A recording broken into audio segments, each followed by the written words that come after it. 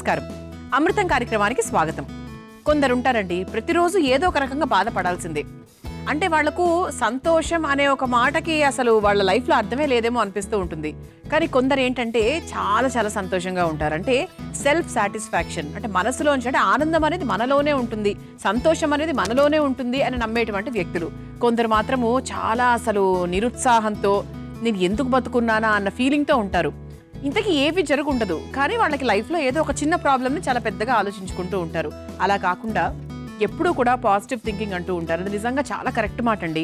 మనకు ఎటువంటి ఇబ్బందులు ఉన్నా కూడా మనం పాజిటివ్గా ఉండాలి, మనం మనసులోంచి సంతోషంగా ఉండాలి. ఓకే, మనసులో బాధ ఉంటుంది, అయ్యో అదొక జరగట్లేదే, అయ్యో ఇది అవ్వట్లేదే అని ఒక బాధ ఉంటుంది. అయినప్పటికీ కూడా ఎప్పుడూ ఒక సంతోషం, ఒక చిన్న హ్యాపీనెస్, ఒక చిన్న పాజిటివ్ యాటిట్యూడ్తో ఉంటే అన్నీ ఆయా ప్లేసెస్లో కరెక్ట్గా వెళ్ళిపోతూ ఉంటాయి. మరి తప్పకుండా అందరం కూడా ఎప్పుడూ ఏదో కోల్పోయినట్టుగా కాకుండా పాజిటివ్గా ఉంటూ మనసులోంచి సంతోషంగా ఉందాం. ఓకే, మరి ఈ రోజు మన అమృతం కార్యక్రమంలో అటువంటి సంతోషకరమైన వంటలు, ఆరోగ్యకరమైన వంటలు మీ అందరికీ పరిచయం చేయడానికి రెడీగా ఉన్నా. మరి మొదటి వంట పేరేంటో తెలుసా?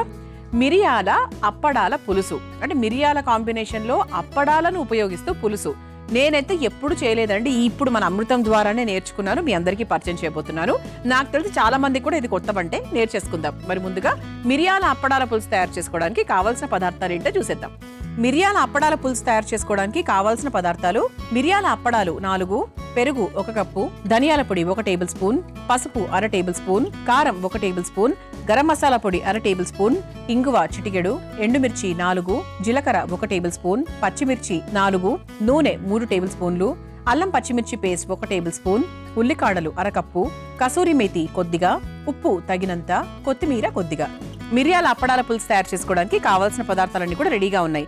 ఇక్కడ మనము మిరియాల అప్పడాల పులుసు అన్నాం. ఏం వాడుతున్నాము? మిరియాల అప్పడాలు ఉపయోగిస్తున్నాం. దీంతో మనం ఒక చక్కటి పులుసు తయారు చేయబోతున్నాం అనమాట. చాలా పుల్ల పుల్లగా కమ్మగా ఉంటుంది. అయితే ఇదిగోండి, మిరియాల అప్పడాలు తీసుకున్నాను కదా, ఇలా ఉంటాయి. సో దీన్ని మనము నూనె సహాయం లేకుండా కాలుస్తున్నాము. అది చాలా ఇంపార్టెంట్ విషయం అనమాట. ఇక్కడ దీని గురించి మాట్లాడుకుందాం, ఎలా చేయాలో ఏంటో చూద్దాము.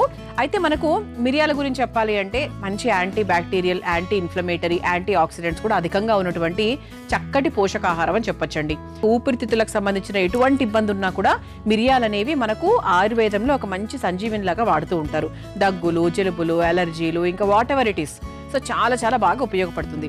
అలా మనకు మిరియాల్లో ఫైబర్ ఎక్కువగా ఉంటుంది, తర్వాత మంచి విటమిన్స్, మినరల్స్ ఎక్కువగా ఉంటాయి, క్యాన్సర్ రాకుండా మన శరీరాన్ని కాపాడుతూ ఉంటుంది, అలాగే గుండె ఆరోగ్యానికి మంచిది, ఓవరాల్గా ఇమ్యూన్ సిస్టమ్ని మెరుగుపరచడానికి కూడా మిరియాలు చాలా బాగా హెల్ప్ చేస్తాయి. అందుకే అంటారు కదా, ఉదయాన్నే పరగడుపున తేనెలో కాస్త మిరియాల పొడి, కాస్త అల్లం రసమో లేకపోతే అల్లం ముక్కనో అలా వేసుకొని, పసుపు, ఇవి ఒక చూర్ణం లాగా తీసుకుంటే మనకి ఓవరాల్గా ఇన్ఫెక్షన్స్ రాకుండా ఉంటాయని చెప్తూ ఉంటారు. అలా ఏంటి అంటే మనకి చాలా బాగా హెల్ప్ చేస్తుంది. పసుపు కానివ్వండి, మిరియాలు కానివ్వండి, ఇవన్నీ స్టాండర్డ్గా తరతరాలుగా వచ్చేటువంటి మంచి ఒక హర్బ్స్ అని చెప్పొచ్చు, ఒక మంచి ఒక మెడిసినల్ వాల్యూ ఉన్నటువంటి పదార్థాలు అని చెప్పొచ్చు. మరి అటువంటి మిరియాల అప్పడాలు మనం ఉపయోగించి ఈరోజు చాలా కొత్తగా పులుసు తయారు చేసుకోబోతున్నాం. అయితే ఫస్ట్ మనం ఏం చేయాలి అంటే, ఈ మిరియాల అప్పడాలను అప్పడాలుగా చేసుకుందాం. అంటే మనం వేయించుకుందాం, కానీ నూనె లేకుండా. ఎలాగో చూద్దాం. ముందుగా స్టవ్ వెలిగించేసుకుందాం. ఇప్పుడు చాలా రకాలు, అంటే మనకు అప్పడాలను నూనె సహాయం లేకుండా కాల్చుకునేవి చాలా వచ్చాయి. అంటే ఈ పెరుగుతున్నటువంటి టెక్నాలజీలో, ఫాస్ట్ లైఫ్లో జనరేషన్ మారిపోతుంది, ఇంకా మనకు తప్పట్లేదు. కానీ ఇది మంచిది కాదు అని తెలుసుకొని సాధ్యమైనంత వరకు తక్కువ ఉపయోగించేలా ప్రయత్నిద్దాం. అంతవరకు మనం మన చేతిలో ఉంది కాబట్టి ప్రయత్నించుకోవచ్చు. ఓకే, సో ప్రస్తుతానికి మాత్రం సాత్వికంగానే ఈ అప్పడాలను తయారు చేసుకోబోతున్నాం. అందుకే ఇదంతా కూడా చెప్తున్నా నేను. ఇలా మనం ఫస్ట్ ఒక తెల్లటి బట్ట తీసుకొని దాన్ని తడుపుకుందాం. మన ఇంట్లో మామూలుగా ఉంటాయి కదా, ఏదన్నా కొంచెం సాధ్యమైనంత వరకు కొంచెం పల్చటివే తీసుకునే ప్రయత్నం చేయండి.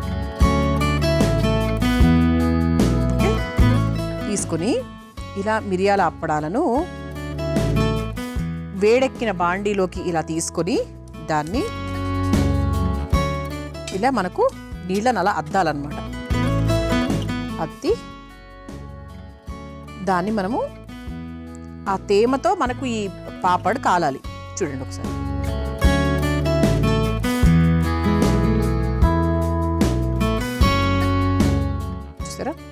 చూసారా చక్కగా ఎలా కాలుతుందో. పచ్చిగా లేకుండా చూసుకుంటే చాలు. ఇదిగోండి, బుడగలు కూడా వస్తున్నాయి చూడండి. ఇటువైపున కాలలేదు అనిపిస్తే కాస్త మళ్ళీ క్లాత్తో ఒక్కసారి ఇలా అనుకుంటే సరిపోతుంది.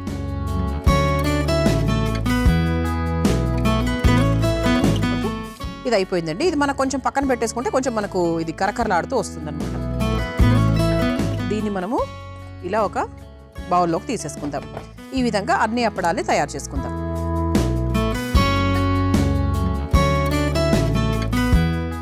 ఇలా మనము ఒక 4 నుంచి 5 అప్పడాల వరకు చేసుకున్నాం. ప్రస్తుతానికైతే మనకు సరిపోతుంది, దాన్ని బట్టి మీరు చేసుకోండి. చూసారా, ఇలా మనం ఎటువంటి నూనె సహాయం లేకుండా మనం చక్కగా అప్పడాలు తయారు చేసేసుకున్నాం. దీన్ని మనము ఒక 4 భాగాలుగా చేసుకోవచ్చు అనమాట. ఇదిగోండి,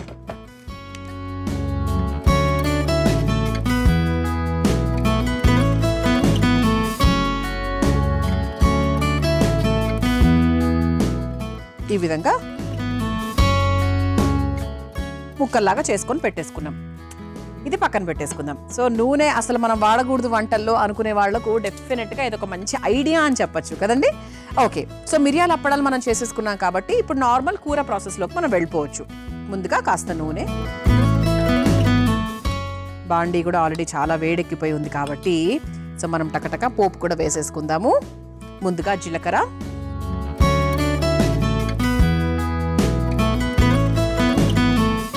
ఎండుమిరపకాయలు,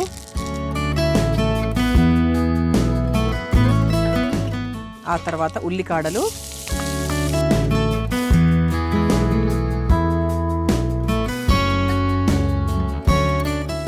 ఆ తర్వాత పచ్చిమిరపకాయలు,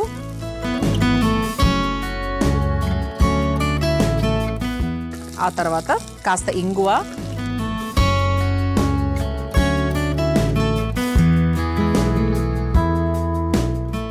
అలాగే కాస్త పసుపు,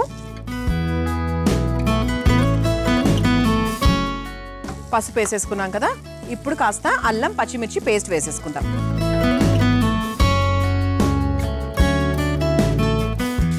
ఇది ఒక్కసారి ఇలా వేయించేసుకొని ఇప్పుడు మనం ఏం చేద్దామంటే ఇది లైట్గా వేగుతూ ఉండగా ఈ అప్పడాలను ముందు ఈ పక్క బాండీలోకి తీసేసుకుందాం. ఇప్పుడు మనం ఈ బౌల్లో ఏం చేద్దామంటే కాస్త పెరుగు తీసుకుందాం. అంటే ఒక 1/4 కప్పు పెరుగు. ఇందులో కాస్త ధనియాల పొడి, కాస్త కారం,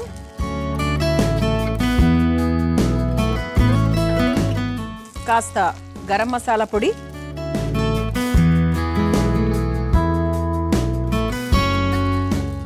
కొంచెం ఉప్పు వేసుకొని కొంచెం పసుపు కూడా మిక్స్ చేసేసుకొని ఒకసారి బాగా కలిపేసుకుందాం. ఇది ఒక్కసారి ఇలా మిక్స్ చేశాక కొంచెం వాటర్ కూడా యాడ్ చేసుకుందాం. అంటే మనకు ఒక కడీ లాగా అనమాట. కడీ చేసుకున్నాం కదా మనం మన అమృతంలో. చాలామందికి కడీ ఏంటో కూడా తెలుసు. కొంచెం మనకు లిక్విడ్గా చేసుకునేటువంటి ఒక పెరుగు ఐటమ్ అనమాట. సో దీంట్లో కొంచెం వాటర్ యాడ్ చేసుకొని ఇలా మిక్స్ చేసుకొని పెట్టుకుందాం. ఇప్పుడు ఈ పోపు కూడా రెడీ అయిపోయింది కాబట్టి ఈ పోపులో మనం ఈ పెరుగు మిశ్రమాన్ని వేసేసుకుందాం.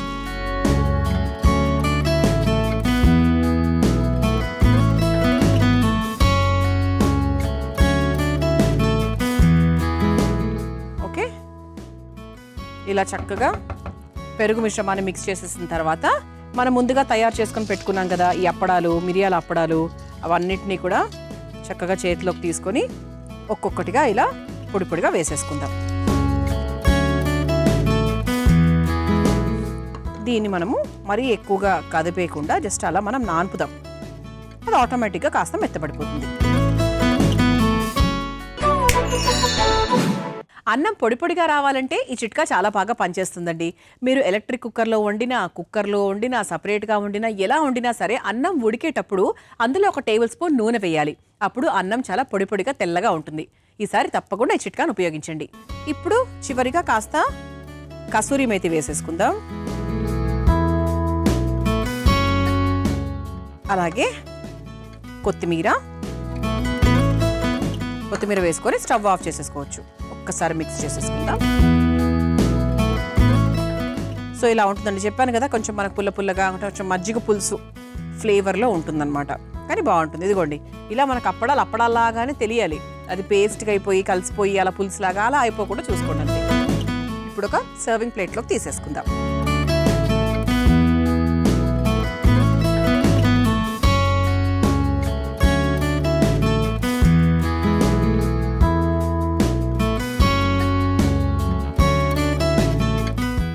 పైనుంచి కాస్త కొత్తిమీర. ఇలా చక్కగా వేడివేడిగా మిరియాల అప్పడాల పులుసు రెడీ అయిపోయింది. మీరు తయారు చేసుకోవాలనుకుంటే కావాల్సిన పదార్థాలు, తయారు చేసుకునే విధానం మరొకసారి చూసేయండి. మిరియాల అప్పడాల పులుసు తయారు చేసుకోవడానికి కావాల్సిన పదార్థాలు: మిరియాల అప్పడాలు 4, పెరుగు 1 కప్పు, ధనియాల పొడి 1 టేబుల్ స్పూన్, పసుపు 1/2 టేబుల్ స్పూన్, కారం 1 టేబుల్ స్పూన్, గరం మసాలా పొడి 1/2 టేబుల్ స్పూన్, ఇంగువ చిటికెడు, ఎండుమిర్చి 4, జీలకర్ర 1 టేబుల్ స్పూన్, పచ్చిమిర్చి 4, నూనె 3 టేబుల్ స్పూన్లు, అల్లం పచ్చిమిర్చి పేస్ట్ 1 టేబుల్ స్పూన్, ఉల్లికాడలు 1/2 కప్పు, కసూరి మేతి కొద్దిగా, ఉప్పు తగినంత, కొత్తిమీర కొద్దిగా. మిరియాల అప్పడాల పులుసు తయారు చేసుకునే విధానం: ముందుగా స్టవ్ వెలిగించి బాండీలో మిరియాల అప్పడాలు వేసి తడి గుడ్డతో అద్దుతూ 2 వైపులా కాల్చుకొని ముక్కలు చేసుకుని పక్కన పెట్టుకోవాలి. ఇప్పుడు అదే ప్యాన్ లో నూనె వేసి జీలకర్ర, ఎండుమిర్చి, ఉల్లికాడలు, పచ్చిమిర్చి, ఇంగువ, పసుపు, అల్లం పచ్చిమిర్చి పేస్ట్ వేసి వేయించుకోవాలి. ఇప్పుడు ఒక మిక్సింగ్ బౌల్లో పెరుగు, ధనియాల పొడి, కారం, గరం మసాలా పొడి, ఉప్పు, పసుపు వేసి కాస్త నీళ్లు పోసి కలిపి బాండీలో పోసి అందులో వేయించుకున్న అప్పడాల ముక్కల్ని కూడా వేసుకొని బాగా కలిపి కొద్దిసేపు మగ్గించుకోవాలి.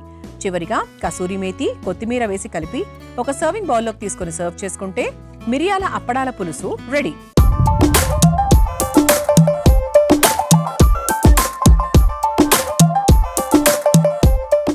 చూసారు కదా మిరియాల అప్పడాల పులుసు ఎంత సులభంగా తయారు చేసుకోవచ్చో. రుచి చూసి ఎలా ఉందో చెప్తాను.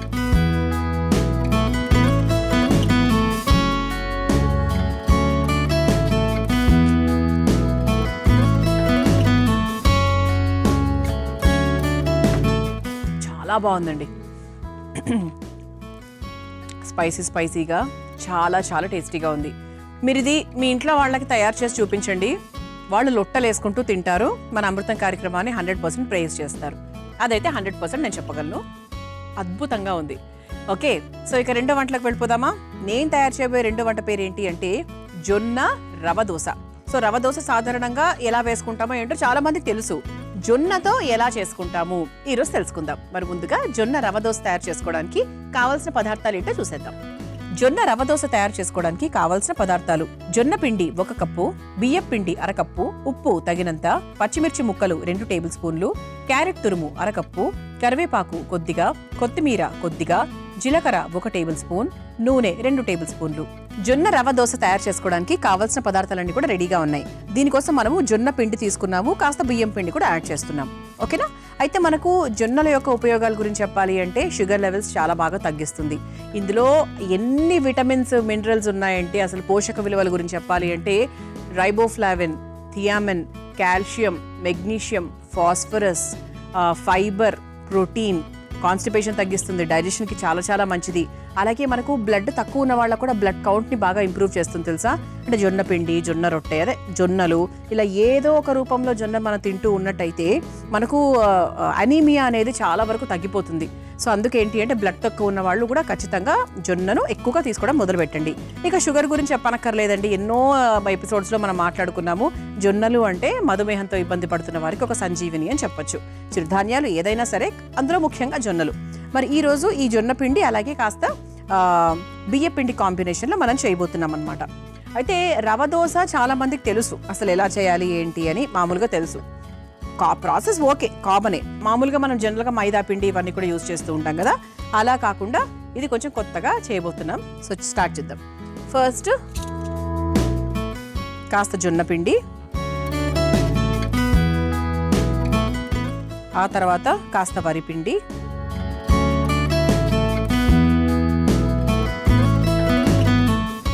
వరిపిండి వేసేసుకున్నాం కదా. ఇప్పుడు ఇందులో కాస్త ఉప్పు, దీనికి సరిపడా ఉప్పు వేసుకొని ఒకసారి మిక్స్ చేసేసుకొని వాటర్ యాడ్ చేసేసుకుందాం.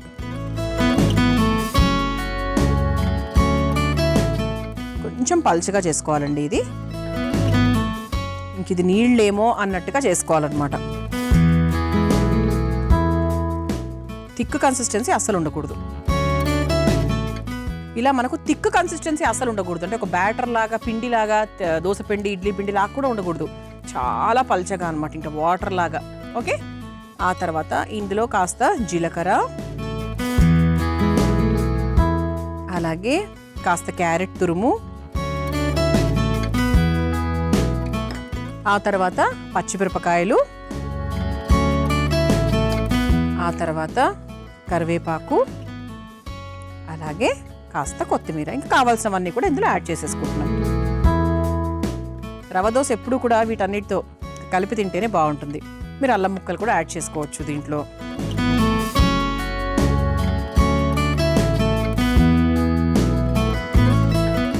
ఓకే, ఇవన్నీ మిక్స్ చేసేసుకున్నాం కాబట్టి ఇక మనకు పిండి రెడీగా ఉంది. స్టవ్ వెలిగించేసుకుందాం, పెనం వేడి చేసుకుందాం. ఇది కూడా ఇన్స్టెంటే అండి. ఇక్కడ చూసారు కదా, ఇక్కడ నానబెట్టినవి ఇట్లాంటివి ఏమీ లేవు. సో ఇన్స్టెంట్గా మీకు అల్పాహారం, ఎప్పుడు కూడా మనకు అల్పాహారం టైంలో అంటే బ్రేక్ఫాస్ట్ టైంలో ఇన్స్టెంట్గా ఇటువంటివి ఏమైనా ఉంటే కొంచెం మనసుకు ప్రశాంతంగా, టెన్షన్ లేకుండా ఉంటుంది. ఎందుకంటే పొద్దున పూట మనం టెన్షన్ పడ్డాం అనుకోండి చాలా కష్టం. అంటే మనకు పొద్దున హడావిడిగా ఉంటాం, అందరూ ఎవరి పళ్ళల్లో వాళ్ళు వెళ్ళిపోతూ ఉంటారు కాబట్టి కొంచెం టెన్షన్ ఫేజ్ అనేది బాగా పెరుగుతుంది. అలాంటి టైంలో ఇటువంటి ఇన్స్టెంట్గా, టేస్టీగా, హెల్దీగా చేసుకునేటువంటివి మనకు మైండ్లో ఉన్నాయంటే మనం ఈజీగా చేసుకోవచ్చు వర్క్ని. దీనికోసం ఏంటి అంటే మన ఇంట్లో జొన్నపిండి ఉండాలి. ఫస్ట్ జొన్నపిండి ఉంటేనే ఈ వంట మనం చేయగలం. కోసం మన ఇంట్లో పెద్దవాళ్ళకి ఎవరికైనా కూడా చాలా బాగుంటుంది. అండ్ మన డిన్నర్ లాగా కూడా మనం సాటర్డేస్, కొంతమంది థర్స్డేస్ తినరు, అన్నం తినరు, భోజనం చేయరు. అలాంటప్పుడు కూడా మనం టిఫిన్స్ వేసుకునేటప్పుడు కూడా ఇలాంటివి చాలా బాగుంటాయి అన్నమాట. ఓకే, ముందు కాస్త కొంచెం నూనె వేసుకుందాము. ఈ పెనం మీద నూనె వేసుకొని ఒక్కసారి గ్రీజింగ్ చేసేసుకుందాం.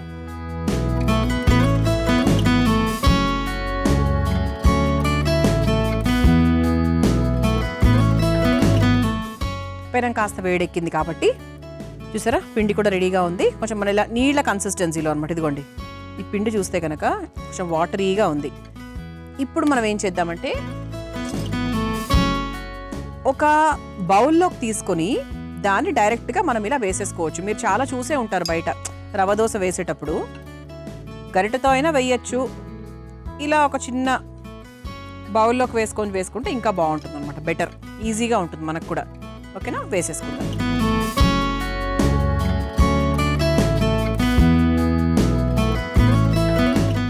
సో ఇది మనకి ఎలా షేప్లో వస్తే అలాగే.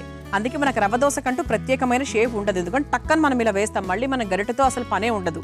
సో అందుకే ఏంటి అంటే ఈ విధంగా వచ్చేస్తుంది అనమాట. సో దీన్ని చక్కగా మనము నూనె వేసుకుంటూ కాల్చుకోవాలి.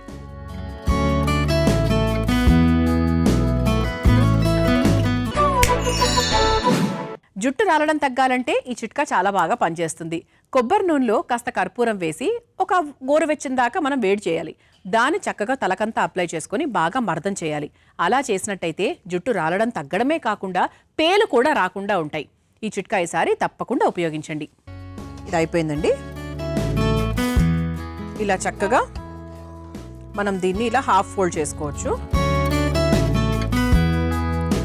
ఇలా హాఫ్ ఫోల్డ్ చేసుకొని ఇంత కరకలాడుతుందో వచ్చింది చూసారా, ఇలా హాఫ్ ఫోల్డ్ చేసుకొని మనం సర్వ్ చేసేసుకోవాలి. మనకు మామూలుగా హోటల్కి వెళ్ళినప్పుడు రవ దోశలు ఇచ్చినా కూడా దాన్ని హాఫ్ ఫోల్డే చేస్తారు, పూర్తిగా మనకు అటువైపు తిప్పేరు. సో ఒక సైడ్ మాత్రమే చక్కగా దాన్ని ఫ్రై చేస్తారనమాట. ఎందుకంటే మనకు కరకరలాడుతూ వస్తుంది కదా, అందుకనమాట. ఇలా ఒక హోటల్ స్టైల్ని తలపించేటువంటి ఆరోగ్యకరమైన, సాత్వికమైన జొన్న రవ దోశ మీ అందరి కోసం రెడీ అండి. మరి మీరు తయారు చేసుకోవాలనుకుంటే కావాల్సిన పదార్థాలు, తయారు చేసుకునే విధానం మరొకసారి చూసేయండి. జొన్న రవ దోశ తయారు చేసుకోవడానికి కావాల్సిన పదార్థాలు: జొన్న పిండి 1 కప్పు, బియ్యం పిండి 1/2 కప్పు, ఉప్పు తగినంత, పచ్చిమిర్చి ముక్కలు 2 టేబుల్ స్పూన్లు, క్యారెట్ తురుము 1/2 కప్పు, కరివేపాకు కొద్దిగా, కొత్తిమీర కొద్దిగా, జీలకర్ర 1 టేబుల్ స్పూన్, నూనె 2 టేబుల్ స్పూన్లు. జొన్న రవ దోశ తయారు చేసుకునే విధానం: ముందుగా ఒక మిక్సింగ్ బౌల్లో జొన్న పిండి, వరి పిండి, ఉప్పు వేసి కాస్త నీళ్లు పోసి జారుడుగా కలుపుకోవాలి. తర్వాత అందులో జీలకర్ర, క్యారెట్ తురుము, తరిగిన పచ్చిమిర్చి, కరివేపాకు, కొత్తిమీర వేసి కలిపి పెట్టుకోవాలి. ఇప్పుడు స్టవ్ వెలిగించి తవ్వాపై నూనె వేసి వేడైన తర్వాత సిద్ధం చేసుకున్న పిండిని రవ దోశలాగా వేసుకొని నూనెతో కాల్చుకొని ఒక సర్వింగ్ ప్లేట్లోకి తీసుకొని సర్వ్ చేసుకుంటే జొన్న రవ దోశ రెడీ.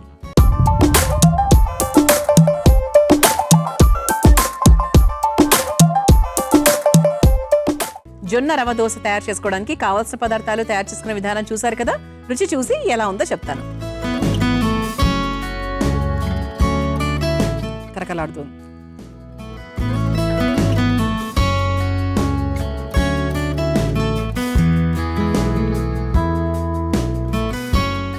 సూపర్గా ఉందండి. అంటే చాలా సాత్వికంగా ఉంది. అంటే ఇన్స్టెంట్గా మనం అల్పాహారం తయారు చేసుకోవాలి అనుకుంటే ఆరోగ్యకరంగా చేసుకునే విధంగా ఉందన్నమాట. తప్పకుండా మీరు కూడా ప్రయత్నించండి. చూసారు కదా, ఇవాళ అమృతంలో నేను పరిచయం చేసిన ఈ 2 వంటకాలు. రేపటి అమృతంలో మరో 2 వంటకాలతో మళ్ళీ కలుసుకుందాం. అంతవరకు సెలవు, నమస్కారం. ఈ కార్యక్రమాన్ని తిరిగి చూడాలనుకుంటే www.youtube.com/ETV Life Spiritual లో చూడవచ్చు.